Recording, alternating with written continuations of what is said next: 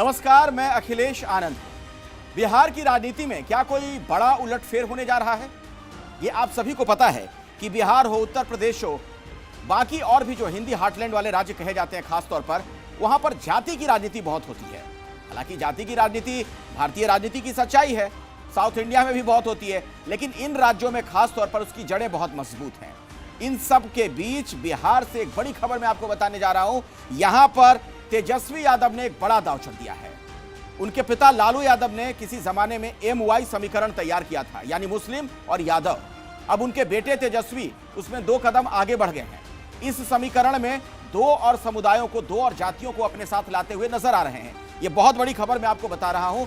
MY से आगे बढ़कर तेजस्वी अब इसमें भूमिहार और कुशवाहा यानी B और K को भी जोड़ रहे हैं। MYBK इसे कह लीजिए।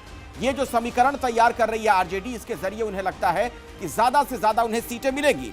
जो रणनीतिकार हैं इस पार्टी के, मैं आपको बड़ी जानकारी दे दूं, जो सीट वितरण को लेकर खबरें आ रही हैं, बताया यह जा रहा है कि RJD के रणनीतिकारों ने टिकट वितरण में कुशवाहा जाति को सर्वोच्च प्राथमिकता दी है और उसके बाद वो भूमिहारों पर दांव खेल रहे हैं। कुशवाहा जाति के लगभग 12 लोगों को टिकट देने की तैयारी है और भूमिहार जाति से लगभग 10 लोगों को टिकट देने की बात कही जा रही है। अब इसे आप जरा समझिए कि इसके मायने क्या है, मतलब क्या है। खास तौर पर भूमिहारों की अगर बात की जाए तो भूमिहार वहां की ऐसी अगड़ी जाति है जो एक मार्शल कौम के तौर पर जानी जाती है। आक्रामक तरीके से वो अपनी राजनीति करते रहे हैं। अब अगर भूमिहारों को इतनी बड़ी संख्या में तेजस्वी टिकट देते हैं और उनके साथ भूमिहार आ जाते हैं तो एक बहुत बड़ा फायदा उन्हें इस लिहाज से मिल सकता है क्योंकि यह माना जाता रहा अब तक कि भूमिहार RJD के साथ बड़ी संख्या में नहीं रहते हैं। कुछ एक नेता तो हर पार्टी के हर जगह रहते हैं, लेकिन अमूमन ज्यादातर जो भूमिहार रहे वो लालू यादव के जमाने से ही उनके खिलाफ रहे। और यूं कह लीजिए कि लालू भी उनके साथ शायद नहीं रहे, क्योंकि लालू के जिस तरीके के बयान आते थे, जिस तरह की बातें कही जाती थी, और वो दौर जरा याद करिए, नरसंहारों वाला दौर, जब रणवीर सेना वर्सेस माले वाली जंग देखने को मिलती थी बिहार में, तो वैसे में भूमिहार अमूमन दूर रहे RJD से। लेकिन अगर इतना बड़ा दाव तेजस्वी खेल रहे हैं, ज्यादा संख्या में भूमिहारों को टिकट देंगे, हो सकता है, ये मुमकिन है कि भूमिहार उनके साथ आ जाएं। और अगर ऐसा हुआ तो कोई बहुत बड़ा उलटफेर बिहार में आप देख सकते हैं। कुशवाहा की बात अगर मैं कर लूं तो कुशवाहा भी अगर साध लेते हैं तेजस्वी तो उसका भी बहुत बड़ा फायदा उन्हें मिलेगा। यानी जो पिछड़ा वोट बैंक रहा नीतीश कुमार की वजह से NDA के पाले में, उसमें वो सेंधमारी कर सकते हैं।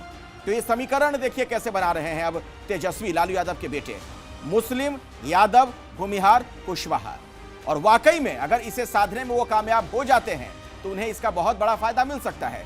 जो जानकारी मिल रही है टिकट बंटवारे को लेकर, मैं आपको कुछ अपडेट भी देना चाहूंगा। कुशवाहा जाति के लिए जो संभावित सीटें हैं, उजियारपुर है, सीतामढ़ी है, कुर्था है, चेरिया है, बरियारपुर है, डेहरी है, वारिसनगर, बिहारीगंज, कुढ़नी, नवादा, गोरियाकोठी, हथुआ, कटिहार और इसके अलावा पालीगंज। ये सीटें कुशवाहा जाति के लोगों को RJD दे सकती है। भूमिहारों के लिए जो संभावित सीटें बताई जा रही हैं, परबत्ता, मटिहानी, चनपटिया, घोसी, अस्थावा, लखीसराय, लालगंज, बिहपुर, गोविंदगंज, मोकामा, ये तमाम भूमिहार बेल्ट के तौर पर इस इलाके को जाना भी जाता है। और कहा यह जा रहा है कि RJD इन सीटों पर भूमिहार जाति के लोगों को उम्मीदवार बना सकती है। और अगर ऐसा करती है RJD तो जाहिर तौर पर चुनाव में उसका बड़ा फायदा मिलेगा, क्योंकि सच्चाई यही है। तमाम बड़ी बड़ी बातें कर लीजिए, विकास की बातें कर लीजिए, बेरोजगारी की बातें, महंगाई की बातें, सब कर लीजिए, लेकिन जब वोटिंग के लिए मतदाता आज भी उस कतार में खड़ा होता है तो इन राज्यों में, खास तौर पर यूपी बिहार जैसे राज्यों में, सबसे बड़ी सच्चाई जाति होती है। उसके दिमाग में, वोटर के दिमाग में वही चीज चल रही होती है। तो उसी पर अब तेजस्वी यादव आगे बढ़ते हुए नजर आ रहे हैं। उनके पिता का जो फॉर्मूला MY वाला था, माई वाला, उसको वो और विस्तृत कर रहे हैं।